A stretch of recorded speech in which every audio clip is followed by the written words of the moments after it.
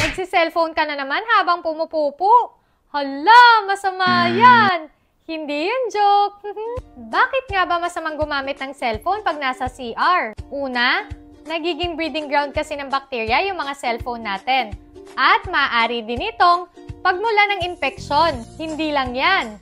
Alam mo bang base sa pag-aaral, yung mga cellphone natin ay may 10 times more bacteria kumpara sa toilet seat.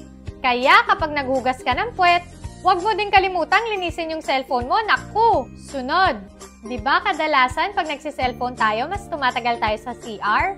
At dahil dito, mas nagkakaroon ng pressure o kaya naman strain yung mga rectum at anus natin na maaaring magresulta sa almoranas o kaya naman maaaring magdulot ng rectal prolapse. Yung paggamit din ng gadget, nadadivert yung mga attention natin mula sa mga natural function ng katawan natin.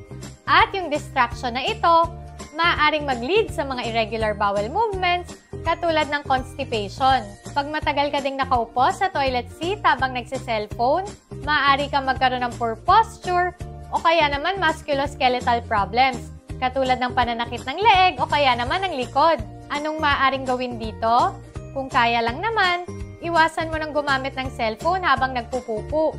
Iwasan mo ding tumagal nang nakaupo sa toilet seat ng more than 10 minutes. At syempre, huwag kalimutang magugas ng kamay regularly. Oh, tapusin mo na yung pagpupo mo ha? Gets ba? Okay, ingat!